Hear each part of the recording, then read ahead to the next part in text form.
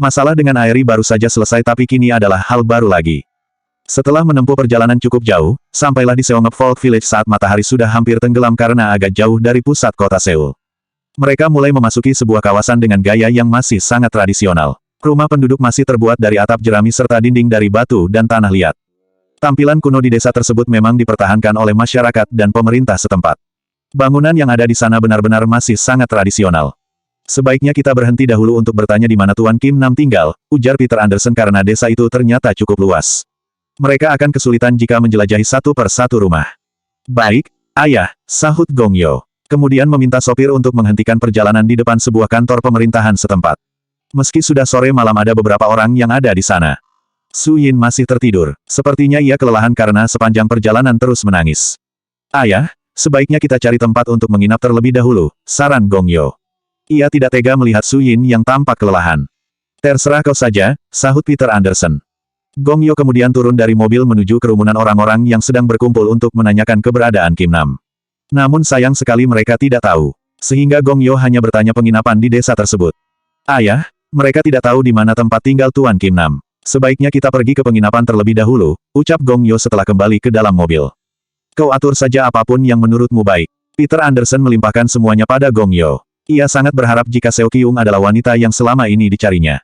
Bab 557 menemukan keberadaan Kim Nam. Su Yin tertidur pulas sampai matahari mulai perlahan tampak. Sudah ada Dae Hyun yang duduk bersandar di sampingnya. Dae Hyun baru saja sampai dini hari tadi. Dipandanginya wajah Su Yin yang tampak lelah dan kelopak matanya masih terlihat sembab. Sayang, kita akan segera menemukan ibu dan ayah, ucap Dae Hyun sembari menyingkirkan anak rambut yang menutupi wajahnya. Dae Hyun sudah meminta anak buahnya untuk mencari alamat tinggal Kim Nam karena menurut warga dan kepala desa di sana tidak ada nama warga mereka yang bernama Kim Nam ataupun Seo Kyung. Kenapa kau tidak mengabariku terlebih dahulu? Kau justru pergi bersama pria lain. Dae Hyun mendesah panjang. Sejujurnya ada rasa cemburu yang menyeruak di hatinya. Untunglah ada Peter Anderson sehingga membuatnya merasa lega. Pertikaiannya dengan Gong Yo terakhir kali membuatnya merasa kesal. Usapan jemari Dae Hyun mengusik tidur Su Yin. Hingga ia perlahan membuka matanya. Wajah Dae Hyun langsung terlihat jelas di depan matanya. Namun pandangannya beredar mengamati tempat yang asing. Dinding yang masih menggunakan batu serta atap jerami di atasnya. Kamar itu terasa asing baginya. Di mana kita sekarang? Tanya Su Yin sembari mencoba duduk bersandar di sisi ranjang. Kita berada di Seongep Folk Village. Dae Hyun mengembangkan senyumnya. Su Yin mengerjapkan kedua bola matanya. Mencoba mengingat-ingat. Ayah, mata Su Yin lantas membulat sempurna kemudian menyingkap selimut yang membalut tubuhnya. Mau kemana? Dae Hyun menahan pergelangan tangan Su Yin saat hendak pergi. Aku harus mencari keberadaan ayah dan ibu, tukas Su Yin. Matanya sudah terlihat berkaca-kaca. Sayang, bersabarlah aku sudah meminta anak buahku untuk mencarinya. Sekarang bersihkan dirimu setelah itu kita ke sana, bujuk Dae Hyun. Su Yin lantas berhambur ke dalam pelukan Dae Hyun. Ingin menumpahkan segala keresahan di hatinya. Dae Hyun, bagaimana jika ibuku memang masih hidup? Bagaimana jika aku memang bukan putri kandung ayah? Tangis Su Yin langsung pecah. Dae Hyun mengusap punggung Su Yin untuk menenangkan perasaannya. Kita belum tahu kebenarannya. Tidak usah terlalu berasumsi berlebihan dahulu. Jika memang ibu kandungku masih hidup, maukah kau membawanya bersamaku ke Seoul? Tanya Su Yin dengan bibir bergetar. Air mata yang terjatuh membasahi pundak Dae Hyun. Tidak perlu cemas. Kita akan pulang ke Seoul bersama ibu, bisik Dae Hyun lirih. Aku takut keluargamu tidak akan menerimaku lagi. Aku takut mereka tidak bisa menerima keadaan ibuku, ucap Su Yin di sela isak tangisnya. Menikah dengan keluarga terpandang bukanlah sesuatu yang mudah. Mereka tidak seperti apa yang kau bayangkan. Orang tuaku tidak pernah melihat seseorang dari masa lalu. Tidak usah terlalu cemas. Tapi, ayo kita mandi saja dan tenangkan pikiranmu. Dae Hyun mengusap pipi Su Yin untuk menghapus air matanya. Su Yin mungkin terlalu berlebihan. Namun wajar ia merasa takut karena sudah banyak rintangan yang mereka lewati. Peter Anderson dan Gong Yo sudah menunggu di ruang makan untuk sarapan. Meski bangunan yang ada di sana masih sangat tradisional tapi bukan berarti peralatan juga tradisional. Masyarakat juga mengikuti perkembangan zaman yang modern. Salah satunya rumah yang mereka jadikan tempat untuk menginap. Aku sudah mendapatkan kabar jika Tuan Kim Nam tunggal di sini juga. Ternyata dia menggunakan nama berbeda dari nama aslinya, terang Gong Yo. Benarkah? Wajah Su Yin seketika langsung berbinar. Dae Hyun, ayo kita ke sana sekarang juga, ajak Su Yin karena sudah tidak sabar ingin bertemu dengan ayahnya. Su Yin, duduk dan makanlah terlebih dahulu. Sejak kemarin kau bahkan belum makan apapun, bujuk Peter Anderson. Ia tahu bagaimana perasaan Su Yin ingin melihat ibunya yang belum pernah ditemui sama sekali. Su Yin bersikeras ingin menolak tapi Dae Hyun sudah menarik kursi untuknya. Setelah selesai maka mereka bergegas ke salah satu rumah penduduk yang kemungkinan milik Kim Nam. Mereka harus berjalan kaki karena rumahnya berada di pinggiran. Rumah itu terlihat sama dengan rumah lainnya. Namun keadaan di sana terlihat sepi. Su Yin mengamati rumah itu dengan wajah berlinang air mata. Ada Dai Hyun di sampingnya saat ini. Benarkah ini rumah ayah? Gumam Su Yin dengan hati pilu. Dirinya hidup di Seoul serba kecukupan dan mewah. Ternyata ayahnya tinggal di sebuah desa yang jauh dari kemewahan. Biarkan aku mengetuk pintu, ujar Dai Hyun lalu berjalan ke teras rumah. Permisi, seru Dai Hyun disertai ketukan pintu cukup keras. Bahkan ia mengetuk pintu kembali tapi tidak ada jawaban. Sepertinya tidak ada siapapun di rumah, tukas Dai Hyun seraya menghampiri Su Yin. Gong Yo berinisiatif untuk menanyakan keberadaan Kim Nam kepada warga sekitar. Mereka mengatakan jika Kim Nam sedang berada di kebun yang berada di belakang rumah. Su Yin lantas berlari ke tempat yang ditunjukkan oleh orang tersebut. Ternyata ayahnya berbohong mengenai kenapa tinggal di Pulau Jeju. Di kebun terlihat seorang pria parubaya yang sedang mencangkul. Peluh membasahi dahinya. Tidak jauh dari tempatnya, ada seorang wanita yang duduk di atas sebuah kursi. Tatapannya terlihat kosong. Ayah, ucap Su Yin lirih. Seketika air mata langsung membanjiri pipinya. Hatinya hancur berkeping-keping karena Kim Nam tidak mengatakan apapun jika ia kesulitan. Su Yin merasa gagal menjadi seorang anak karena hampir saja ia bertanya untuk apa uang yang selalu diminta Kim Nam. Ayah, kenapa kau membohongiku? Ucap Su Yin tergugu. Hatinya benar-benar pilu melihat Kim Nam yang kotor dan kulitnya tampak menghitam. Perlahan Su Yin melangkah mendekati Kim Nam nyaris tanpa bersuara sehingga Kim Nam tidak menyadari kehadirannya. Dae Hyun hendak ikut melangkah tapi Peter menahan pergelangan tangannya. Sepertinya untuk hal ini tidak perlu ikut campur. Meskipun Peter sangat penasaran dengan seorang wanita yang tengah duduk. Wajahnya tidak terlalu terlihat karena tertutup oleh rambut yang berantakan. Ayah, ujar Su Yin dengan suara tangis yang langsung pecah. Kim Nam menghentikan aktivitasnya kemudian menoleh ke belakang. Matanya langsung membulat sempurna melihat Su Yin di depannya. Su Yin lantas berhambur ke dalam pelukan Kim Nam tanpa peduli pakaiannya yang sangat kotor terkena keringat dan tanah. Su Yin, kenapa kau ada di sini? Ucap Kim Nam. Ayah, kenapa kau membohongiku? Kenapa kau tidak mengatakan yang sebenarnya? Ujar Su Yin. Su Yin, lepaskan. Bajumu nanti ikut kotor karena memelukku, ujar Kim Nam. Sebenarnya Kim Nam menikahkan Su Yin dengan Dae Hyun agar tidak mengalami kesulitan bersamanya. Aku tidak peduli. Tolong jelaskan padaku semuanya, ujar Su Yin di sela isak tangisnya yang tidak terbendung lagi. Sekarang ayo kita masuk ke dalam rumah, ajak Kim Nam. Sudah kepalang basah karena ternyata Su Yin sudah mengetahui semuanya. Mungkin sekarang memang sudah waktunya mengungkapkan yang sebenarnya. Bab 558 mengetahui fakta. Peter Anderson mendekati wanita yang tengah duduk itu. Penasaran ingin melihatnya dari dekat. Seo Kyung, gumam Peter dengan wajah sendu. Ia terperangah karena dia adalah wanita yang dicarinya selama ini. Peter kemudian duduk berlutut di depannya. Menggenggam jari wanita yang bahkan tidak menatapnya. Seo Kyung seperti tidak menyadari kehadiran Peter di depannya. Seo Kyung, apa yang sebenarnya terjadi padamu? Setitik air jatuh dari pelupuk mata Peter karena iba melihat kondisi wanita itu saat ini. Wajah cantik Seo Kyung kembali teringat dalam memorinya. Senyumnya yang sangat ramah dan menawan. Kulitnya yang putih bersih kini terlihat sudah keriput. Seandainya kau dulu memilihku, mungkin sekarang kau tidak seperti ini, ucap Peter sembari mengusap pipi wanita yang pernah dicintainya. Bahkan sampai sekarang ia masih memikirkannya. Mer Peter, ujar Kim Nam setelah berjalan mendekat. Tuan Kim Nam, apa yang terjadi sebenarnya pada Seo Kyung? Kenapa dia jadi seperti ini? Tanya Peter Anderson. Apakah Anda kemari karena pria itu yang menyuruhmu? Tanya Kim Nam dengan wajah datar. Sudah 18 tahun yang lalu kami mencari Seo Kyung tapi kenapa kau tidak mengatakan jika Seo Kyung masih hidup? Peter butuh penjelasan tentang hal itu. Untuk apa kalian mencarinya? Pria itu hanya bisa menyakiti perasaannya saja, tukas Kim Nam dengan helaan nafas berat. Tunggu dulu, kenapa kalian saling kenal? Apa yang sebenarnya terjadi? Tanya Su Yin dengan raut wajah bingung. Kim Nam menghela nafas berat. Ingin mengatakan semuanya tapi bibirnya terasa sulit. Khawatir Su Yin akan kecewa dan sedih jika mengetahui kehidupan orang tuanya. Peter Anderson juga terdiam karena bingung menjelaskan awal mulanya dari mana. Benarkah ayah bukanlah ayah kandungku? Tanya Su Yin karena semua orang terdiam. Kim Nam menundukkan kepalanya. Hatinya sangat dilema. Namun untuk berbohong pun sepertinya Su Yin tidak akan percaya lagi. Peter diam sambil menunggu kepastian dari Kim Nam jika Su Yin bukanlah putrinya. Benar, Su Yin. Maaf jika selama ini aku sudah membohongimu. Aku hanya tidak ingin kau sedih, ucap Kim Nam dengan suara berat. Apakah dia benar-benar ibuku? Tanya Su Yin sembari mengamati Seo Kyung yang hanya diam saja seperti tidak menyadari ada kehadiran orang lain di sana. Pandangannya tetap kosong menatap pepohonan yang menghijau. Aku tidak tega jika harus mengatakan yang sebenarnya. Aku tidak ingin kau sedih jika tahu bahwa keadaan ibumu seperti ini, terang Kim Nam. Ia sendiri juga selalu dihantui rasa bersalah karena tidak mengatakan yang sebenarnya. Setelah kelahiran Suyin, Seo Kyung menjadi stres karena ditinggalkan oleh seorang lelaki yang menikahinya. Hingga keluarga besarnya mengasingkannya di Pulau Jeju karena merasa malu memiliki seorang anak yang gila. Suyin segera berlari kemudian memeluk tubuh Seo Kyung yang kurus tak terawat. Ibu, ujar Suyin terseduh-seduh, 18 tahun lamanya Suyin menganggap jika ibunya sudah tiada. Padahal hatinya sangat rindu ingin bertemu. Dae-hyun mendekati Suyin saat melihat tubuhnya tampak tak seimbang. Tiba-tiba saja tubuh Suyin merosot ke tanah. Sepertinya ia sangat terpukul karena mengetahui keadaan ibunya baru sekarang. Cepat bawa dia ke dalam, ujar Kim Nam pada Dae-hyun. Dae-hyun segera mengangkat tubuh Suyin yang sudah lemas untuk membawanya ke dalam rumah yang ditempati oleh Kim Nam. Seo Kyung, ayo kita ke dalam, bujuk Kim Nam dengan lembut pada wanita paruh baya itu. Tuan Kim Nam, biarkan aku berbicara padanya berdua, ujar Peter Anderson. Berharap jika kehadirannya di sini bisa mengobati sedikit kerinduan di hati Seo Kyung. Baiklah, tapi jangan mengatakan sesuatu yang berlebihan. Aku tidak ingin dia mengingat pria itu dan akhirnya kecewa lagi, saran Kim Nam. Sebenarnya Seo Kyung tidak gila, tapi setelah kepergian orang yang dicintainya ia menjadi banyak diam dan tidak mau berbicara dengan siapapun.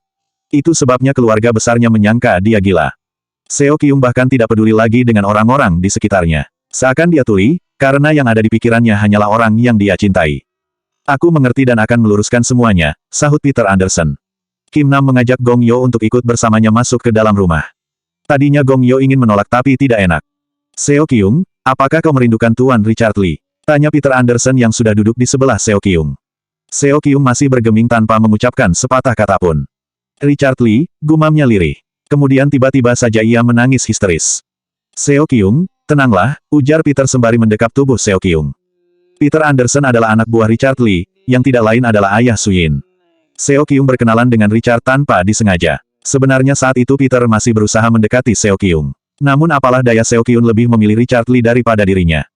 Hingga suatu hari Richard Lee yang keturunan bangsawan menikahi Seo Kyung secara diam-diam.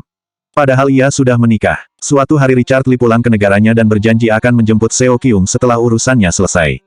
Namun Tuhan berkata lain karena Richard Lee mengalami kecelakaan. Setahun kemudian barulah Richard Lee kembali mencari Seo Kyung tapi tidak menemukannya. Richard, kau berjanji akan menjemputku tapi kenapa tidak datang? Itulah yang selalu diucapkan Seo Kyung hampir setiap hari. Berharap bila kekasihnya datang menjemput. Seo Kyung, sadar dan sembuhlah. Aku berjanji akan membawamu kepada Richard, ucap Peter. Ada kebahagiaan sekaligus kesedihan karena sudah menemukan Seo Kyung. Richard, ucap Seo Kyung tanpa mendengarkan apa yang diucapkan oleh Peter. Peter teringat sesuatu, ia masih menginap foto pernikahan sederhana antara Richard dan Seo Kyung. Buru-buru Oa mengeluarkan dari dompetnya. Seo Kyung, apakah kau mengingat foto ini? Peter menunjukkan foto Seo Kyung muda. Wajahnya berbinar setelah melangsungkan pernikahannya dengan Richard. Seo Kyung kemudian memandang foto itu lalu mengusapnya pelan. Air matanya kembali berjatuhan tapi tak ada satu kata pun yang diucapkannya. Apakah kau ingin bertemu dengan Richard? Tanya Peter Anderson. Seo Kyung masih tidak menjawab. Peter mendesah panjang kemudian mengeluarkan ponsel dari saku celananya. Berpikir sebentar sebelum mengambil keputusan itu mungkin adalah jalan terbaik. Tidak mungkin Peter menyembunyikan hal ini dari Richard. Peter akhirnya melakukan panggilan video call dengan Richard. Ada apa? Tanya Richard yang terlihat di layar ponsel. Apakah kau ingin melihat seseorang? Tanya Peter sebelum menunjukkan wajah Seo Kyung. Ia yakin Richard akan sangat terkejut melihatnya. Siapa? Apakah kau masih mengingatnya? Tanya Peter sembari menunjukkan wajah Seo Kyung. Seo Kyung, ujar Richard dengan wajah terperangah. Seo Kyung hanya mengusap layar ponselnya saja. Peter, di mana kau menemukannya? Aku akan berangkat nanti malam ke Korea, ujar Richard. Kami berada di Pulau Jeju. Datanglah jika kau ingin bertemu dengannya, ucap Peter. Setelah menjelaskan sedikit jika akhirnya Peter mematikan sambungan telepon. Mengajak Seo Kyung masuk ke dalam rumah untuk bergabung bersama yang lain. Bab 559 apakah akan bernasib sama? Begitu tersadar Suyin langsung memeluk tubuh Seo Kyung. Melepaskan semua rasa rindu yang selama ini dirasakannya. Setelah 18 tahun akhirnya Suyin bisa bertemu dengan ibu kandungnya meski tidak mengenalinya. Namun Suyin yakin ibunya akan sembuh jika diobati. Ibu, bersabarlah. Aku berjanji akan membawa ibu psikiater agar ibu sembuh dan mengingatku, ucap Suyin seraya menitikkan air mata kebahagiaan. Ia tidak akan membawa ibunya ke rumah sakit jiwa karena baginya itu suatu tempat yang sangat menyeramkan. Ibu, kenalkan ini Dae-hyun. Dia suamiku yang sangat baik, ucap Suyin. Tangannya menggenggam erat jari Seo Kyung yang tidak melihatnya. Pandangannya tetap kosong ke sembarang arah. Sayang, maukah kau membawa ibu ke Seoul? Aku ingin ibuku sembuh, pinta Suyin. Dipandanginya wajah Dae-hyun dengan penuh harap. Tentu saja, kita akan membawa ibu pulang ke Seoul. Kau tidak usah cemas. Dae-hyun mengulurkan tangannya untuk mengusap air mata Suyin. Sungguh ia merasa tidak tega melihatnya terus menangis.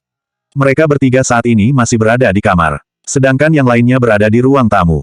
Setelah mengobrol sedikit dan melepaskan rindu dengan ibunya, Su Yin mendorong kursi roda yang diduduki Seo Kyung keluar dari kamar.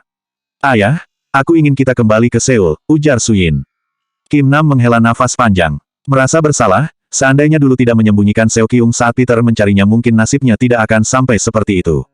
Benar, Tuan Kim Nam. Di sini bukanlah tempatmu, timpal Peter Anderson. Baiklah, ucap Kim Nam akhirnya menyetujui untuk ikut bersama mereka. Su Yin, ada yang ingin aku katakan padamu, tukas Peter Anderson. Mungkin inilah saatnya mengungkapkan kebenaran. Ada apa, Mer Peter?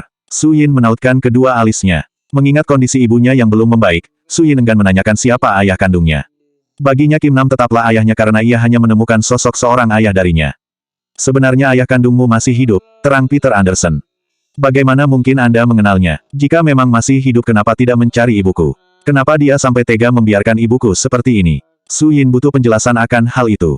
Aku adalah orang yang selama ini bekerja dengannya. Tadinya ia akan langsung berkunjung ke Seoul tapi sepertinya kesehatannya kembali menurun.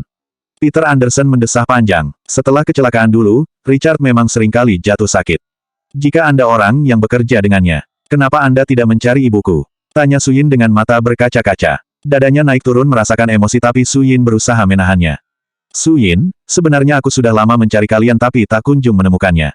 Peter Anderson melirik Kim Nam yang tertunduk. Peter ingin mengatakan jika semua itu gara-gara Kim Nam yang berbohong mengatakan jika Seo Kyung sudah meninggal. Namun Peter tidak tega karena cemas Su Yin akan membencinya. Itulah sebabnya sejak kita pertama aku merasakan jika kau sangat mirip dengan seseorang yang kukenal.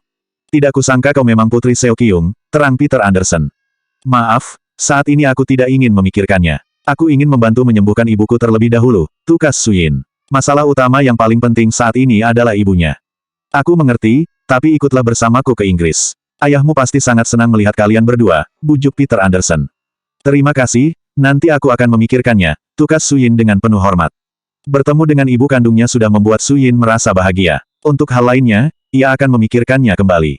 Hari itu juga mereka melakukan penerbangan kembali ke Seoul. Su Yin tidak ingin menunda-nunda untuk kesembuhan ibunya. Villa Pyeongchangdong, Su Yin membawa Kim Nam dan Seo Kyung kembali ke villa mereka. Mereka tiba di Seoul sudah malam hari. Rencananya besok mereka akan pergi memeriksakan kondisi Seo Kyung. Selamat datang, Tuan Kim Nam. Akhirnya Anda kembali lagi ke rumah ini, sapa Bibi Xia dengan ramah. Terima kasih, ucap Kim Nam. Bibi Xia mengantarkan Kim Nam untuk beristirahat di kamar tamu. Sedangkan Seo Kyung dibawa ke lantai 2 oleh Su Yin. Ia tidak ingin berada jauh dari ibunya, khawatir jika ibunya mengamuk seperti tadi saat berada di pesawat. Beruntung mereka dapat memenangkannya. Dae Hyun memasuki kamar yang ditempati oleh Seo Kyung. Terlihat Su Yin masih setia berada di sampingnya. Selalu mengajaknya berbicara, berharap jika Seo Kyung akan mendengarkannya. Sayang, sebaiknya kau istirahat saja. Biarkan aku yang menjaga ibu sampai tidur, bujuk Dae Hyun. Dae Hyun merasa tidak tega dengan Su Yin karena hari sudah larut malam namun ia masih terjaga. Tidak apa-apa, aku ingin menemani ibuku, ujar Su Yin bersikeras. Kau juga perlu istirahat agar kita besok bisa memeriksakan keadaan ibu. Dae Hyun duduk di samping Su Yin kemudian memegang pundaknya dari posisi belakang. Su Yin menyandarkan kepalanya di dada Dae Hyun. Sebenarnya tubuhnya sangat lelah tapi ia cemas ibunya melakukan sesuatu yang berbahaya. Ibu pasti selama ini sudah melalui banyak kesulitan. Kenapa aku baru tahu sekarang? Kenapa aku tidak mencari tahu sejak dulu? Aku bahkan tidak curiga saat ayah tidak pernah mengatakan di mana makam ibu, ucap Su Yin dengan sendu. Bibirnya gemetar karena sangat menyesal bisa tidak berpikir sampai terlalu jauh. Su Yin, tidak perlu disesali karena semua sudah terjadi. Paling penting sekarang adalah kita sudah menemukan ibu. Dae Hyun membantu mengikat rambut Su Yin yang sangat berantakan. Jika kau pergi meninggalkanku, apakah aku akan bernasib sama seperti ibu? Ujar Su Yin sembari mendengus. Itu tidak akan pernah terjadi. Sampai kapanpun aku tidak akan pergi meninggalkanmu. Dae Hyun membalikkan tubuh Su Yin agar menghadapnya. Ekspresinya berubah datar karena sangat tidak suka mendengar Su Yin berbicara yang tidak-tidak. Aku hanya bercanda, tidak mungkin kau akan pergi meninggalkan diriku, tukas Su Yin sembari tersenyum agar suasana hati Dae Hyun kembali baik. Lain kali jangan berkata seperti itu lagi, perintah Dae Hyun dengan tegas.